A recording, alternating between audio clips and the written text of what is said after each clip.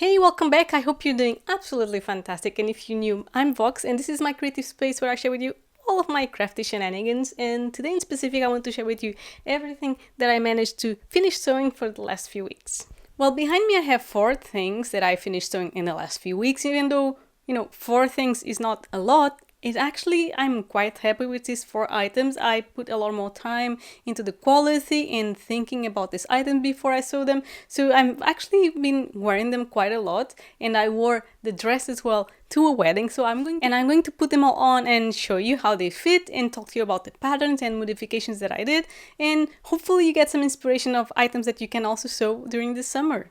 And before I forget, I just want to tell you the item that I'm wearing is actually a dress that I have done years ago, one of the first dresses that I did when I started sewing, and this is the Pleiades II dress by French Poetry, and this is the old version before it was updated to have bust darts. And I'm actually thinking that I may prefer this old version. It's kind of tight around the bust at the moment because I've gained some weight, but it still fits me and it's really nice to wear around the house. This fabric, I think it's the thick chiffon, or maybe, I don't know, I think it looks more like a chiffon because it's very sheer. I don't think you can notice it in the camera. The bodice is fully lined, but I didn't line the skirt. So yeah, if I wear this outside, I'll definitely have to put something underneath, like a pair of shorts or something. But yeah, I really like it, and I'm really proud that I still get to wear some of the items that I've sewn years ago. Well, but now jumping straight into the makes, I'm going to start with the dress that took me most of the month of April to sew. It was a slow process of buying the notions, planning how I was going to do it, and getting it actually sewn. So let me get it so we can talk about that one first. Well, and here it is. You probably can tell from my face that I'm really happy about this dress. The inspiration to make this dress came from the brand House of CB. They have a dress called the Mademoiselle Dress.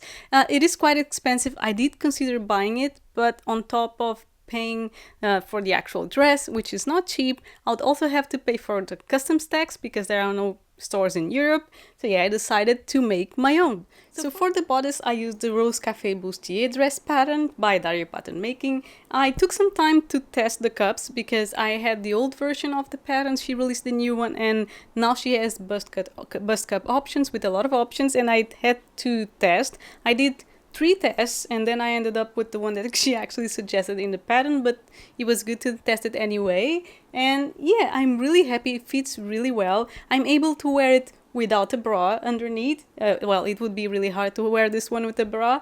This one is fully lined in the bodice, so I fully lined the bodice, and I added some boning as well to help it stand and stay in place. So it has boning, it is lined, I have an invisible zipper, and I added this trim at the top that I think really finishes the dress, giving it the same vibes as the dress from the brand. As for the skirt, I ended up going with a simple half circle skirt. I had no time to try to put any panels and add pockets, unfortunately. And I started working as well on the tulle petticoat, but when I actually put it under the dress, because I wanted to make it removable, when I put it on, I really didn't like it. It's still there, I am looking at it, and I'm going to take some fun time finishing it at a later stage. Well, not now, but as for the dress itself, I'm going to consider it complete. I never actually hemmed this dress. The fabric doesn't fray, and I wore it just like this to the wedding. I had to cut it underneath because some areas of the bias were a little bit wonky. But yeah, all I need to do now is someday finish the petticoat, and if I still bother, I'm going to hem it, and I hope that I get more occasions to bring this dress out of the closet and put it on. So just one extra detail that I forgot to mention, I wanted the straps to be adjustable, but I didn't want to make it out of the same fabric because it would be kind of bulky, so I ended up using bra straps. They go really nicely with this dress. I mean, if you're a person who sews and if you look really close, you can tell that there are bra straps, but I think that they were still the best option for me to finish this dress.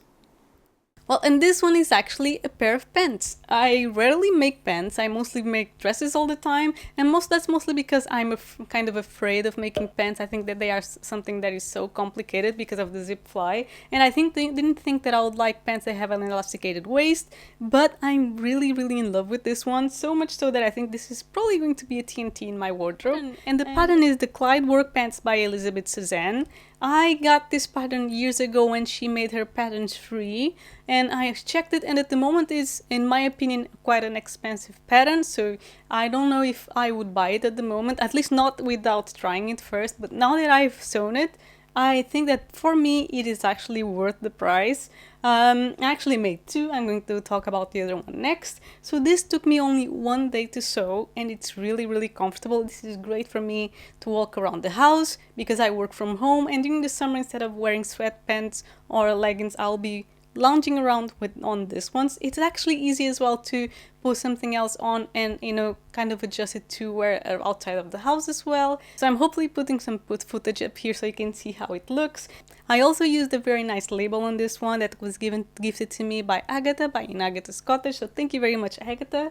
And yeah, I'm really happy with this pair, and I'm going to be wearing it probably quite often. The top that I'm wearing is quite an old make, is by Vikisews. I don't remember the name, I'm going to put it up here, but I really like the way that they go together.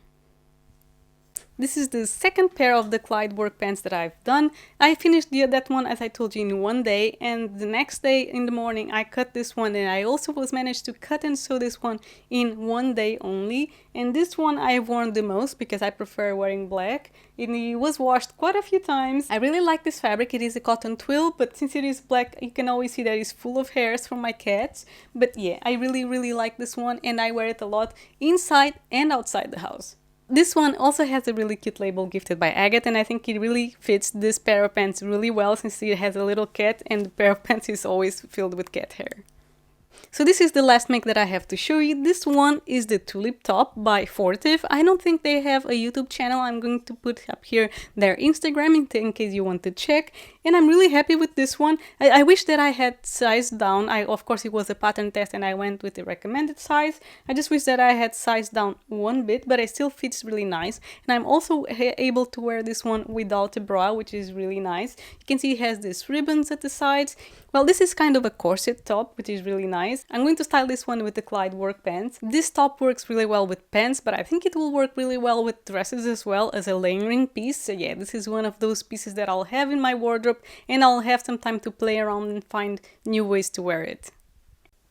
So those are all of the pieces that I had to share with you guys today. You can tell me down below which one is your favorite. And if you want to keep updated with what kind of shenanigans I'm working on, you can always follow me on Instagram because I keep posting on my stories.